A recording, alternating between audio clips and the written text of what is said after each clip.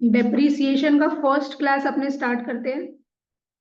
सबसे पहले अपने को क्या लिखना है, मीनिंग लिखना है, दैट इज डेफिनेशन। डेफिनेशन लिख लो। डेप्रिसिएशन मीन्स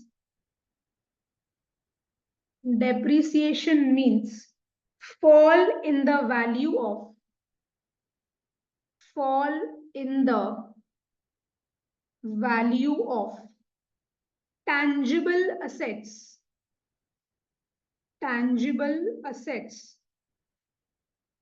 due to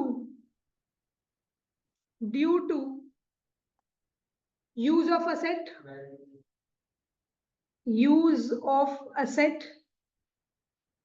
दूसरा, efflux of time।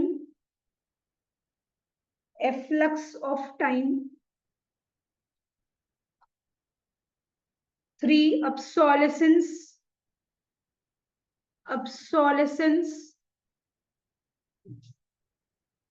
4th, accidents।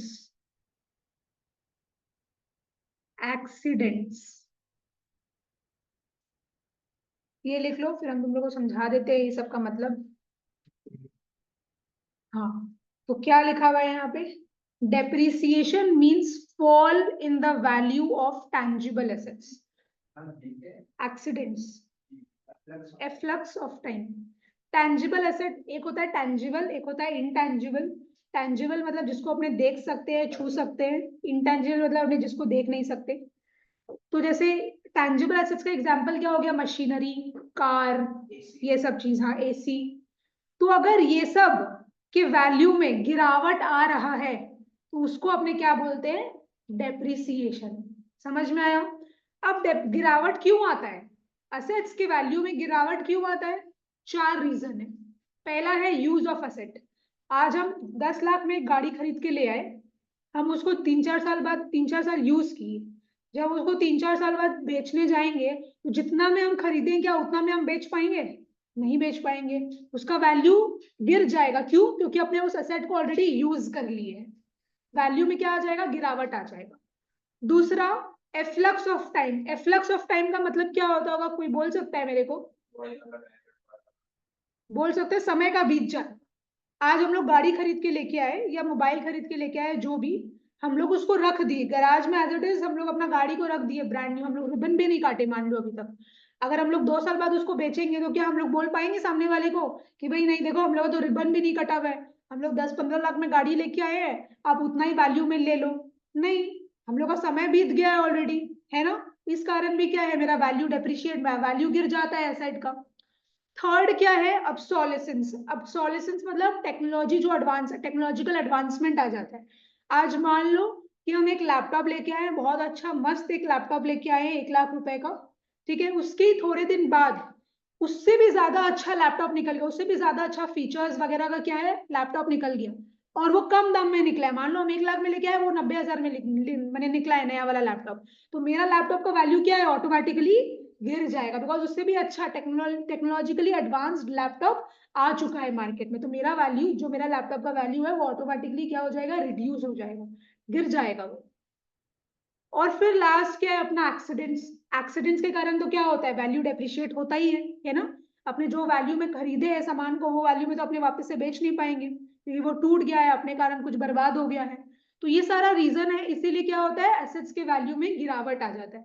तो ये चीज तुम लोग को क्या है, एमसीक्यू में पूछ सकते हैं। 3-4 तो मैंने इस हिसाब से ऑप्शन दे देगा, तुम लोग को चूज करना पड़ेगा। तो ये जानना जरूरी है, ठीक है? तो मेरे साथ बोलो तुम लोग definition. Depreciation means fall in the value of कौन सा एसेट? टैंजिबल की इंटैंजिबल? Tangible assets. क्यों? Due to use of assets, efflux of time, obsolescence और एक्सीडेंट्स। ठीक है, ये 4 रीजन है। अच्छा, इसके बाद आओ लिखो, fall in the value of. थोड़ा सा बेसिक थ्योरेटिकल चीज जो तुम लोग को पूछ सकता है वो हम तुम लोग को लिखवा दे रहे हैं। इसका अपना सम से कोई रिलेशन नहीं है, बट थ्योरेटिकल चीज जो थोड़ा बहुत आ सकता है तुम लोग के एमसीक्यू में, वो बस अपने लिखवा दे रहे हैं। तो fall in the value of tangible assets.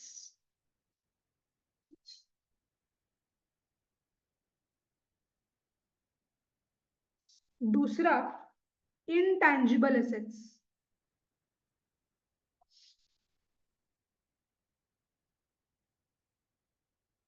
और तीसरा wasting assets.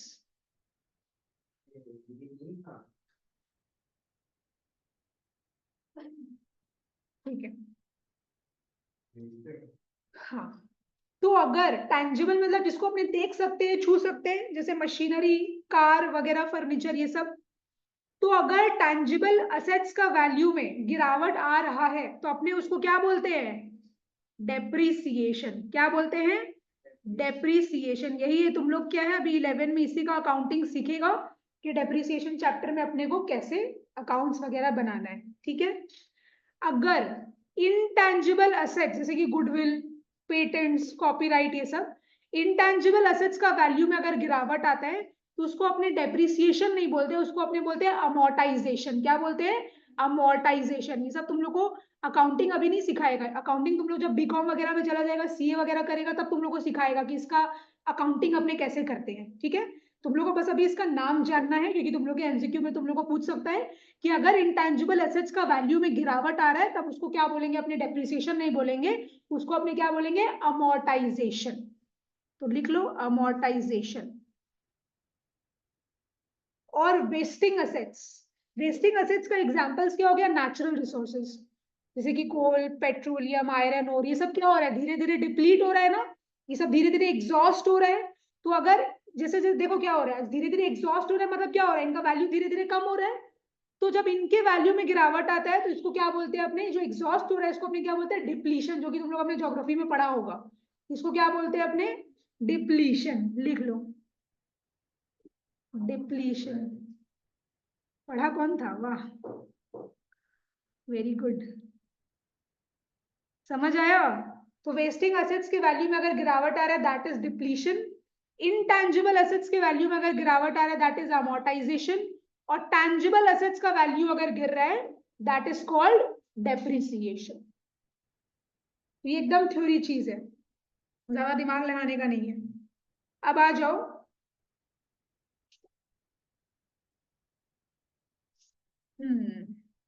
Factors affecting depreciation. Factors affecting depreciation.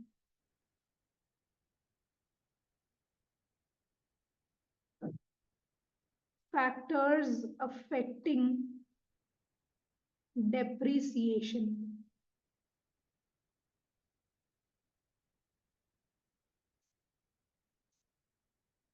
ठीक है,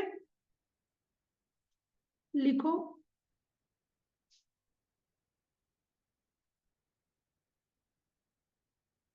कितना फैक्टर्स हम तुम लोग को पहले ही बोल दे रहे हैं? 4। तो तुम लोग उस हिसाब से बनाना। सबसे पहले लिखो कॉस्ट। कॉस्ट, ये वाला तुम लोग को ऑलरेडी किया हुआ है बट स्टिल हम तुम लोग को वापस बता देते हैं। परचेज प्राइस, मान लो मेरा असेट का, मान लो मशीनरी का ही परचेज प्राइस कितना है? 1 लाख। ठीक है। फिर हम लोग का क्या है? मशीनरी को हम लोग के गोडाउन तक लाने में भी तो फ्रेट वगैरह लगेगा, ट्रांसपोर्टेशन वगैरह लगेगा। तो फ्रेट और अदर चार्जेस जो भी है वो अपना लग रहा है 40,000। अब अपने को टैक्स वगैरह भी देना पड़ता है ना? तो वो लग रहा है, मैंने जीएसटी वगैरह जो भी है 10,000। और मशीन को क्या करना पड़ेगा? इंस्टॉल भी करवाना पड़ेगा। इंस्टॉलेशन का चार्जेस भी लग रहा है, वो लग रहा है अपना, मान लो यहाँ पे 5,000। ठीक है। तो तुम लोग जर्नल में क्या सीखा है? तो मेरा असेट जब तक रेडी टू यूज कंडीशन में नहीं आ जाता तो उसके पहले तक जितना भी खर्चा लग रहा है सब क्या करते थे? अपने मशीनरी अकाउंट में डेबिट करते थे। मशीनरी अकाउंट में डेबिट करना मतलब क्या होता है? उसको क्या कर रहे हैं? कैपिटलाइज कर रहे हैं। उसको क्या कर रहे हैं? कैपिटलाइज कर रहे हैं। तो ये सारा चीज क्या हो जाएगा? मेरा कॉस्ट। यही तुम लोग को अभी तक पता है। ठीक है। बस हम तुम लोग को यहाँ पे टैक्स जानबूझ के लिखवाए हैं। हम लोग टैक्स पे तुम लोग ऐसे लिख के तुम लोग ऐसे काट दो टैक्स को, ताकि तुम लोग को याद रहे। अगर हम लोग टैक्स अपने कॉस्ट के अंदर इंक्लूड कर लेंगे ना, तब हम लोग जो आउटपुट जीएसटी को इनपुट जीएसटी से सेट ऑफ करते हैं, हम लोग फिर इसका क्या करेंगे, हम लोग इसका सेट ऑफ नहीं कर पाएंगे हम, क्योंकि ये तो हम लोग पे कर रहे हैं ना। ये क्या हुआ, इनपुट जीएसटी क्या आउटपुट जीएसटी? ये तो इनपुट जीएसटी हुआ, बिकॉज हम लोग तो अभी सामान खरीद रहे हैं, तो हम लोग जो 10,000 देंगे ये इनपुट जीएसटी हुआ, और हम लोग इनपुट जीएसटी को किसके संग सेट ऑफ करते हैं, आउटपुट जीएसटी के संग। तो अगर हम लोग इसको कॉस्ट के अंदर इंक्लूड कर लिए, तो हम लोग क्या करेंगे, इसको आउटपुट जीएसटी के संग सेट ऑफ नहीं कर पाएंगे। इसीलिए ताकि मेरा ये आउटपुट जीएसटी के संग सेट ऑफ हो, हम लोग क्या करते हैं, इसको कॉस्ट में इंक्लूड नहीं करते। तो ये मेरे कॉस्ट में नहीं आता है, इसको छोड़ के फ्रेट है, इंस्टॉलेशन है, ये सारा चीज क्या है, मेरे कॉस्ट के अंदर आ रहा है। तो मेरा मशीनरी का टोटल कॉस्ट अब कितना हो जाएगा, 1 lakh plus 40,000 plus 5,000 which is 1,45,000। तो हम लोग का जर्नल एंट्री क्या होगा यहाँ पे, machinery account debit to cash account 1,45,000। हम लोग ऐसे नहीं लिखते हैं मशीन, हम लोग इंस्टॉलेशन का जब भी तुम लोग का जर्नल ट्रांजेक्शन आता था कि paid ₹5,000 for installation of machinery, तो तुम लोग क्या करता था, machinery account debit to cash कि installation to cash, machinery account debit to cash. तो हम लोग ये सब को बेसिकली क्या कर रहे हैं, ये सब को हम लोग बेसिकली क्या कर रहे हैं, तुम लोग यहाँ लिख लो ऐसे, कैपिटलाइज कर रहे हैं। क्या कर रहे हैं, कैपिटलाइज कर रहे हैं। मतलब कैपिटलाइज एक अच्छा एडवांस वर्ड हो गया, मतलब कि हम लोग कॉस्ट में ही इसको ऐड करते रहे। ये सारा चीज, ये 40,000 और 5,000 जो है, ये मेरा कॉस्ट में ही आ जा रहा है। इसको हम लोग अलग से एक्सपेंस बोल के नहीं रिकॉर्ड करते, क्योंकि अपना रूल ही है ये। हाँ,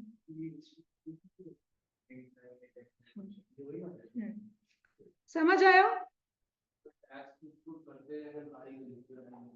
यहाँ नहीं करते, ये चैप्टर में नहीं करते। रियल लाइफ में तुम बहुत कुछ करते हैं, बट थ्योरेटिकल जो अपना पढ़ाई वाला चीज है उसमें तुम बहुत चीज नहीं करते। समझ में आया? तुम लोग को ये वाला ये सब चीज सिखाएगा जब तुम लोग टैक्स बोल के तुम लोग का सब्जेक्ट आएगा बीकॉम में, income tax, indirect tax, GST, उसमें बहुत 56 चीज है। डेप्रिसिएशन एक बहुत बड़ा चैप्टर है, हर अलग अलग असेट्स के ऊपर हर अलग अलग रेट ऑफ डेप्रिसिएशन है, जो कि तुम लोग पढ़ेगा आगे जाके। लेकिन तुम लोग को इसमें कुछ नहीं दिया, इसमें तुम लोग का फिक्स रेट ऑफ डेप्रिसिएशन, मतलब जो भी है, दो ही मेथड तुम लोग, मैंने एक असेट के ऊपर जो डेप्रिसिएशन लगता है ना, उसका दुनिया भर का मेथड है, बट इस चैप्टर में तुम लोग को दो ही मेथड सीखना है बस, एक एसएलएन और एक डब्ल्यूडीवी।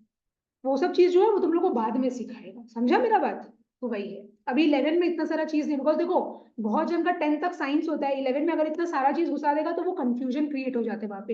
इसलिए चैप्टर्स को बहुत इजी रखा गया है 11 में, ज्यादा कुछ नहीं है, इसमें सिर्फ दो ही मेथड है जो तुम लोग को इसमें सीखना है। वरना जब हम मैंने मेरे समय पे सीपीटी था, अभी तो फाउंडेशन है, उस समय हम कितना मेथड, 15 से 17 मेथड सीखे थे सिर्फ डेप्रिसिएशन का, क्योंकि उतना मेथड उस समय आ रहा था एग्जाम में। बट 11 में इतना नहीं, 11 में सिर्फ दो मेथड है, वो भी एकदम ईजी। हाँ, अब पता नहीं सिलेबस चेंज हो गया ना, मेरे को आइडिया नहीं है, तो वो चीज है। समझा?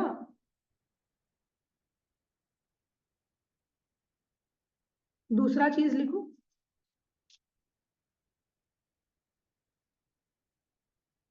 Estimated residual value.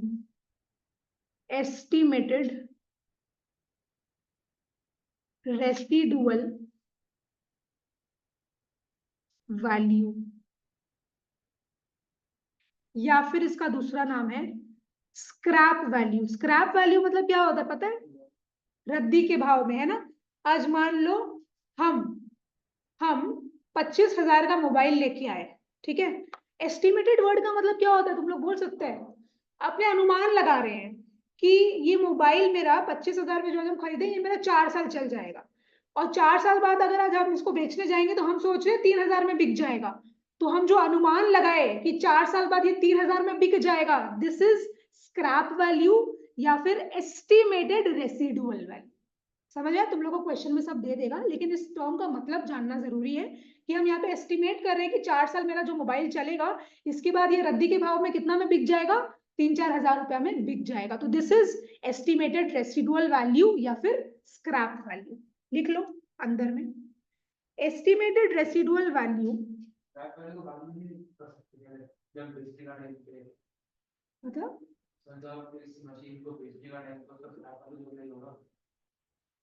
नहीं, जरूरी नहीं है।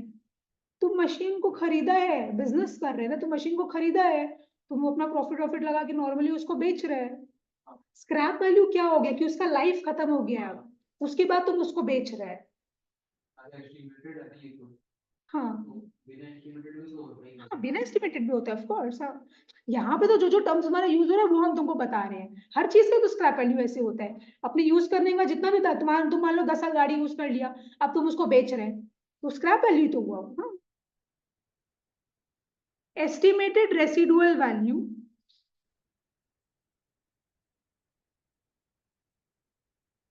of asset at the end of its economic life।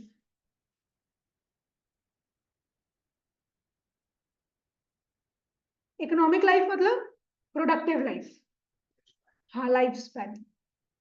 Estimated residual value of asset at the end of its economic life, तो पूरा 3-4 साल वो यूज कर लिया आपने, उसका क्या है, समय खत्म हो गया है, अब उसको और यूज नहीं कर सकते, तो अपने उसको जिस दाम में बेच दे रहे हैं उसको अपने क्या बोलते हैं, एस्टिमेटेड रेसिडुअल वैल्यू या फिर स्क्रैप वैल्यू। ठीक है, अच्छा फिर लिखो estimated useful life of the asset।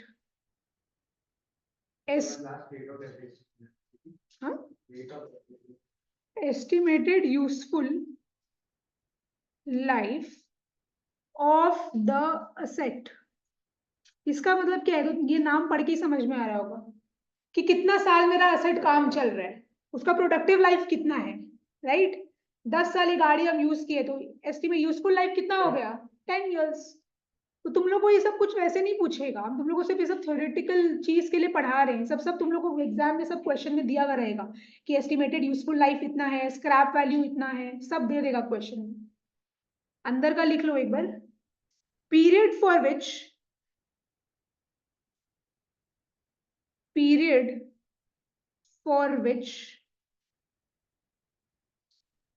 asset can be used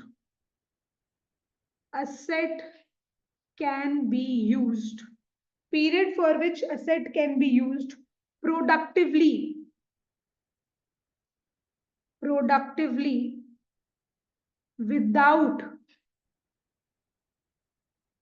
without incurring extraordinary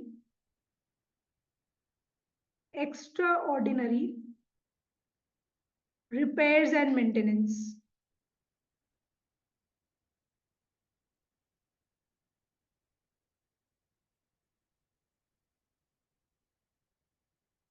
Period for which asset can be used productively without incurring extraordinary repairs and maintenance। तो देखो आज हर एसेट में थोड़ा बहुत रिपेयर एंड मेंटेनेंस तो चलता ही है, लेकिन हम एक एसेट को खरीदे, उसको 3-4 साल यूज कर लिए, उसके बाद हम देख रहे हैं, मान लो हम 10,000 का एसेट खरीदे और हम देख रहे हैं 4-5 हजार रुपया तो रिपेयर ही लग रहा है, तो क्या फायदा होगा, उससे तो बेटर हम नए खरीद ले फिर। तो इसीलिए तो estimated useful life of the asset मतलब period for which asset can be used productively, जितना साल हम उसको ठीक से यूज कर पाए वही क्या हो गया उसका एस्टिमेटेड यूजफुल लाइफ। समझ में आया अर्शल? तो अपने क्या पढ़ रहे हैं, फैक्टर्स अफेक्टिंग डेप्रिसिएशन। अभी तक कितना फैक्टर्स पढ़े अपने, 3 फैक्टर्स। पहला क्या था, कॉस्ट, दूसरा एस्टिमेटेड रेसिडुअल वैल्यू या फिर स्क्रैप वैल्यू, तीसरा estimated useful life of the asset. अब उसके बाद आओ legal provisions.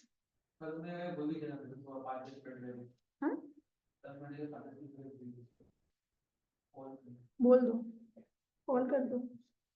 Legal provisions, company law लिखो, company law and income tax act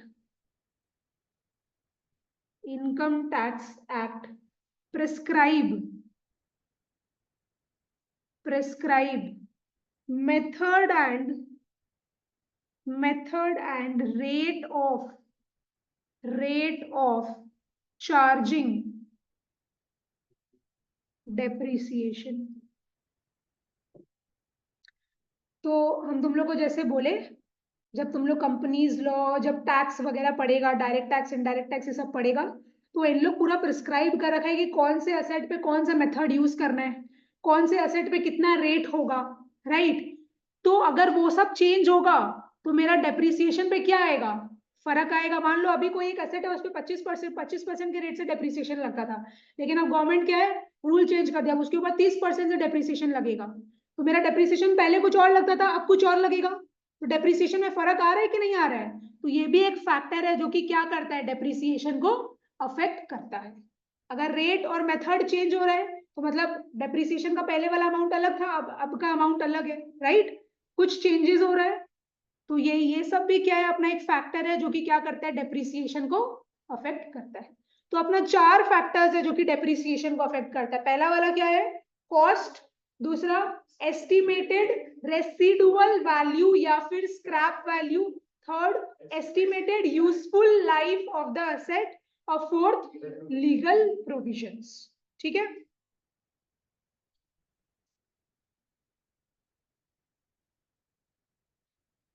चलो एक इंपॉर्टेंट नोट लिखो,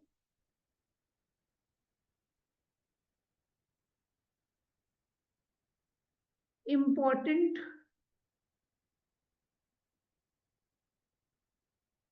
note, while calculating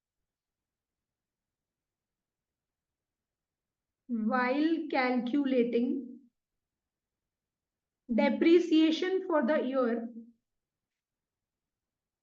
depreciation for the year,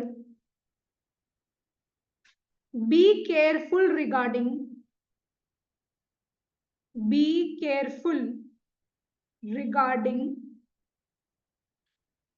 दो चीज, डेट ऑफ परचेज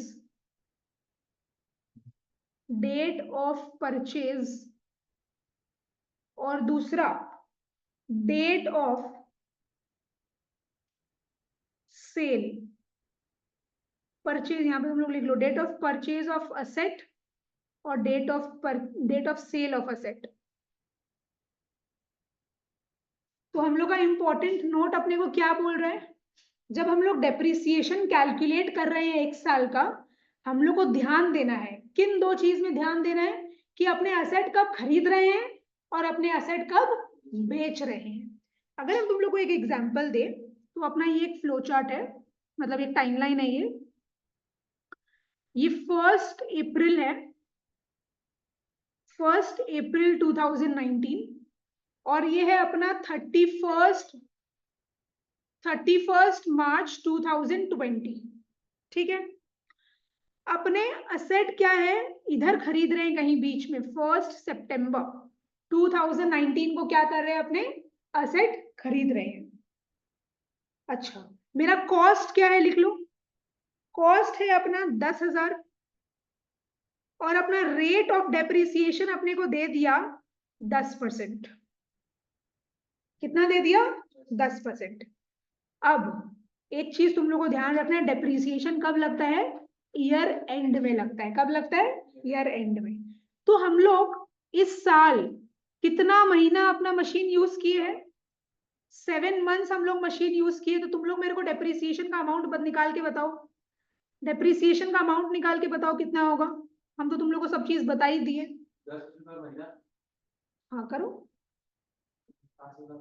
कितना, हाँ ठीक है, कैसे किया बताओ। 10,000 का 10% पर महीना ना, 10% एनुअली, इस साल का, हाँ ऑफ कोर्स। तो यार पर महीना का जोड़ दे। तुम ठीक ही किया, तुम कंफ्यूज हो रहे हैं।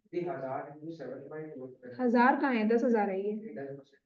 अच्छा हाँ राइट, 10,000 मेरा कॉस्ट है, इस पे डेप्रिसिएशन कितना लगेगा, 10%, और कितना महीना यूज किया हम लोग, 7, मतलब 7/12। ये तो किया था, तो मेरे हिसाब से तो यही किया था, देख रहे हैं आंसर। तो 10,000 का 10% इंटू 7 डिवाइडेड बाई 12 हम लोग करेंगे, तो मेरा आ रहा है 583। अब पर महीने के हिसाब से करिए, 583.33 आ रहा है, उसको गोली मारो। तो 583 क्या आ रहा है अपना, डेप्रिसिएशन आ रहा है। समझा। तो जितना हम लोग को देखना पड़ेगा कि हम लोग मशीन कब खरीद रहे हैं और मेरा डेप्रिसिएशन कब लग रहा है। तो ये इसमें क्या होता है ना, बहुत चक्कर है, ये बहुत महीने का, और उस हिसाब से प्रॉफिट लास्ट धीरे धीरे तुम लोग आएगा, प्रॉफिट लॉस भी निकालना पड़ता है तुम लोग को। तो रेडी हो जाओ इस चीज के लिए अर्शिल। समझ आया ये चीज?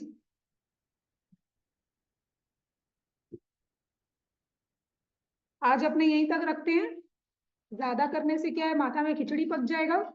नेक्स्ट डे अपना थ्योरेटिकल थोड़ा सा चीज बाकी है, और नेक्स्ट डे हम तुम लोग को एसएलएम और डब्ल्यूडीबी भी इंट्रोड्यूस कर देंगे, विद एग्जांपल समझा देंगे। उसके बाद अपना सम स्टार्ट हो जाएगा। फिर और कोई कॉन्सेप्ट्स बोल के वैसा कुछ है नहीं, वो बीच में अगर होगा भी तो थोड़ा मोड़ा उस हिसाब से बता देंगे। आज का क्लास अपने एंड कर रहे हैं यहाँ पे।